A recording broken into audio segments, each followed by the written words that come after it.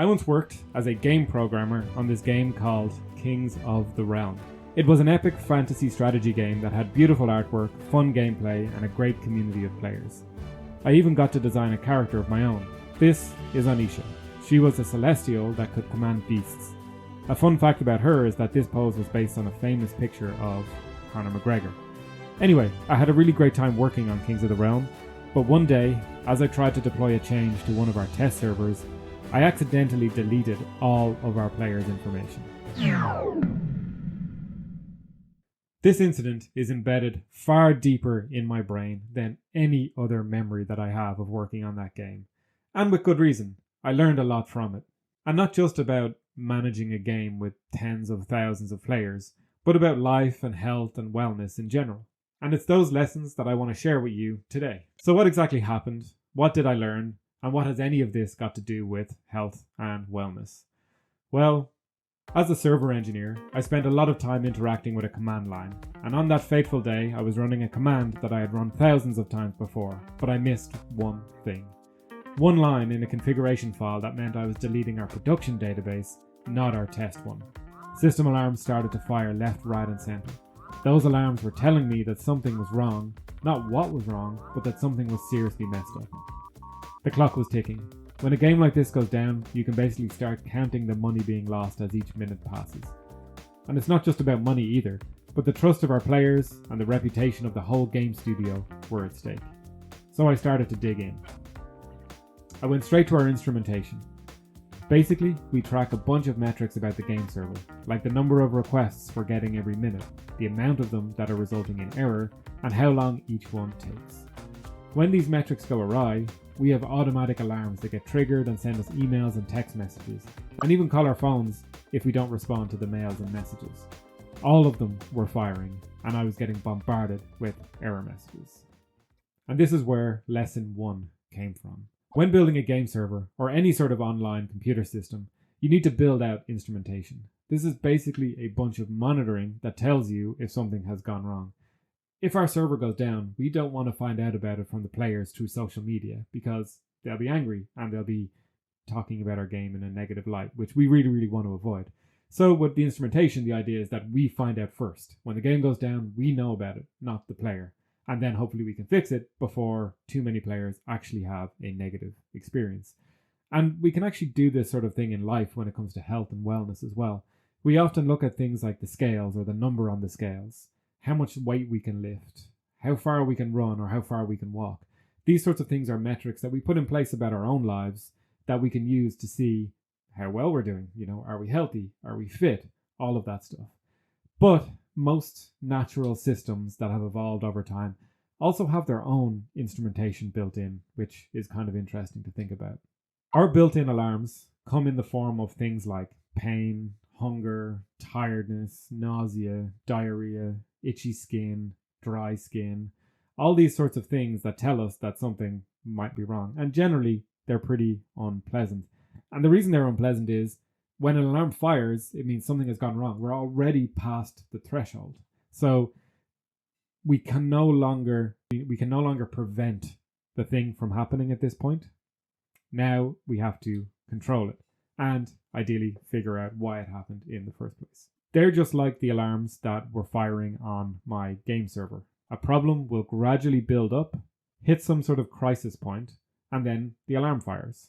For example, as someone with arthritis, inflammation builds up in my body and it stays there over long periods of time, which causes all sorts of problems. But as the inflammation is building up, I might not be aware of it. It's steadily increasing. And it's not until it crosses that critical point where I start to feel pain in my joints am I aware that something is wrong. Now, when these alarms fire, what we often try to do is turn off the alarm. Of course, if you're feeling sick, you don't want to feel sick anymore. If you're feeling pain, you don't want to feel that pain anymore.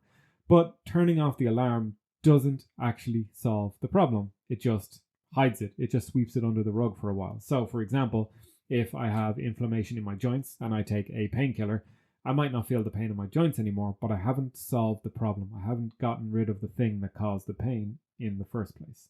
Now, on my game server, I could, of course, just turn off the alarms. But if I do that, then the players still can't play the game. I haven't actually solved the problem. I've just silenced the alarms that are telling me that there is a problem.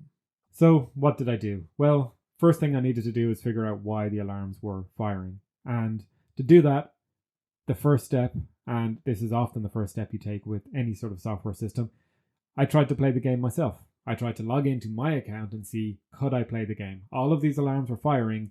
What was the actual player-facing impact? That's what was interesting to me at that point.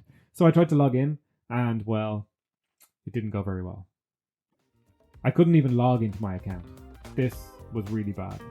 So the next thing I did was look at our logs. On a game server, we write little notes about what is going on in the code to text files so that we can figure out what is going on when problems like this are happening. The error message I saw in the log looked something like this. Unable to log in, account not found. My account was gone.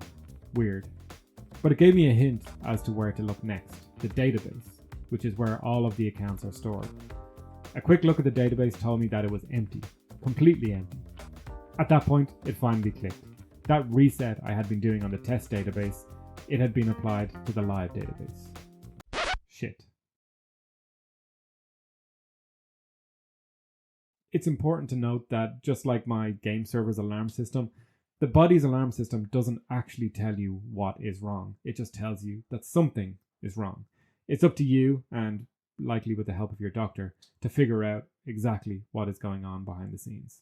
For example, with certain types of inflammatory conditions like arthritis, you might notice that your arthritis feels worse after you've eaten a lot of sugar, or maybe if you have a pizza and go to bed, you'll notice that you're feeling a little bit more stiff than you usually would the following morning. These are the sorts of things that you need to pay attention to. So the alarm has fired, the alarm is the pain, and that's going off over here. But what is the thing that triggered the alarm? That's what we're trying to figure out. Then the next question is, well, what do we do with this information? If I know that, for example, having ice cream before bed leaves me feeling stiff the next morning, well, what happens if I cut out dairy or ice cream or sugar? What if I go a few days without eating any sugar? What impact does that have on my body? This is where we start to, we need to explore, and we can say, right, I had no sugar for 3 days and I only had one alarm. Normally I'd have 10 alarms. Right, sugar is a problem here. We need to figure this out. So we need to take the clues that we have available to us, and we need to start figuring out exactly what is going on. Now, unlike our game server, unfortunately, our bodies don't have a whole bunch of lovely graphs that track these metrics over time in a way that's easy for us to see. Usually you'll have to go get a scan like an MRI or an X-ray, or get some sort of blood test done to actually understand that, you've got inflammation, high inflammation levels in your blood. So we need to learn to listen to our bodies. We need to really pay attention to the things that we're doing day to day so that we can feel these things for ourselves. Anyway, back to the game server. Once I realized the database had been destroyed, I started praying that our backup system was working and that I'd be able to restore a copy of the database without losing too much data. Thankfully, there was one there, and it was recent, so I restored it and got everything back up and running again. And that's the second lesson. Make sure that you have a backup. Now, you can't just take a backup of your life and then go throw yourself off a building. It doesn't really work like that. So we need to think about this one in a little bit of a different way. I like to think about the famous quote, I'm not even sure who said it, what can go wrong will go wrong. Though that's a little bit dramatic. I think what can go wrong could go wrong, I think is probably a better way to look at it. And really what I'm trying to say is be prepared. So what you got to do is think about all of the things that could potentially go wrong and, make sure you have some sort of idea of how you're going to cope with it.